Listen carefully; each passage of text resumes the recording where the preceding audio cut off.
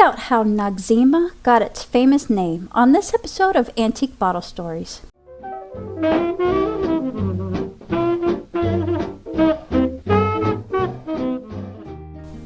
Dr. Francis J. Townsend was born in Maryland in 1875.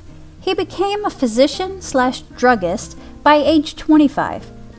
Dr. Townsend worked near the beach and would ride his bicycle up and down the boardwalk to get to his patients.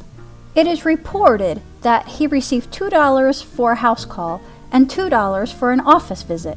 He tried to help his patients with bad sunburns, so he ended up coming up with a formula called Townsend R22.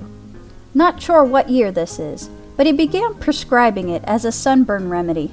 Townsend produced this product for probably 10 years or so, and then supposedly he gave the formula to a druggist named George Avery Bunting, who was born in 1870. Dr. Townsend continued to be a physician for the area until he died. Now, Bunting was a school principal for 6 years before he changed his career to a pharmacist. There's lots of stories out there, but none of them say why Townsend gave up the recipe. Some accounts actually say that Dr. Bunting denied ever having an exchange between Townsend. Either way, about 1914, Bunting began producing and selling Dr. Bunting's sunburn remedy. He set up a factory in a house located at 102 East Lafayette Avenue, which is this building now. The original batches consisted of oil of cloves, menthol, and camphor, and it stirred into this cream base. He heated the mixture in a large coffee pot in the back room of his store, and he poured it into jars. And he did this for a few years until he could buy a proper warehouse. It began selling like crazy. The name was then changed to Noxzema. One version of the story says that a satisfied customer exclaimed, "Your cream sure knocked my eczema," combining knocked and eczema to form the name. The other version says that it came from the words no eczema. So I wonder if it was actually pronounced differently then, 100 years ago? It seems from these two stories that it should have been pronounced Noxzema. If it was Noxzema, when did it become Noxzema? Around 1917, the Noxzema Company moved to 1817 North Charles Street, which seems to be this building today. Production picked up and sales climbed higher. In 1917, he sold over 100,000 jars. Customers realized that it not only worked for sunburn and facial cleansing, but also as a makeup remover and anti-aging cream too.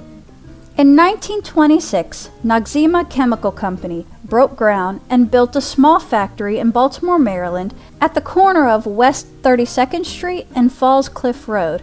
Here's that location today. In 1926, the company applied for a trademark with the U.S. Patent Office. By 1937, 15 million bottles were being sold yearly. I bet Townsend was kicking himself right about now. By the 1940s, the product was being sold throughout the United States, and it was promoted by radio and print advertisements. During World War II, Noxzema produced over 63 million jars for the GIs. Bunting died in 1959, age 89, and he apparently had a garden outside of his office where he would grow sunflowers up until he died. He was a large man, both in stature and personality, recalls his grandson, who also was named George Bunting. He was the executive vice president at the time. He says, "I think he was prouder of his 10-foot sunflowers than anything else."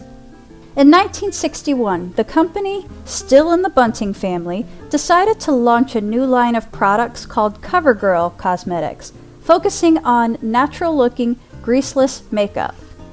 Covergirl's first product line, Clean Makeup, launched in 1961. It was nominated as America's Best Cosmetic Brand. Originally offering only 6 products, it was advertised as being a medicated face makeup, as it used Noxzema's medicated ingredients of camphor, menthol, and eucalyptus. Covergirl truly became iconic in the 1980s with its Easy Breezy Beautiful campaign. Here's a clip. That face, that Covergirl face. It glows, it shows that clean makeup face. With Covergirl Clean Makeup, you know you look your best. It's Noxzema Pure, so you're sure of fresh, natural color and clean coverage that lasts. That Covergirl face. Covergirl Clean Makeup by Noxzema, the makeup for that face. Ooh, that face. Noxzema ran commercials for shaving cream from 1966 to 1973 called the Take It Off campaign. The commercials featured a Miss Sweden bombshell, Gunilla Knudsen.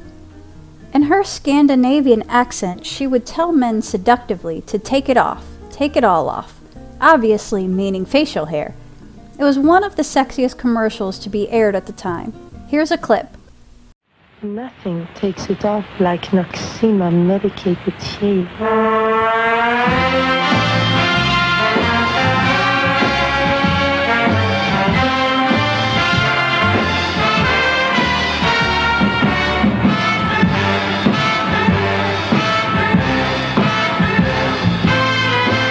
Take it off.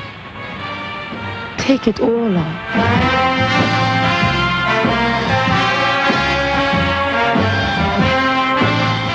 Nothing takes it off like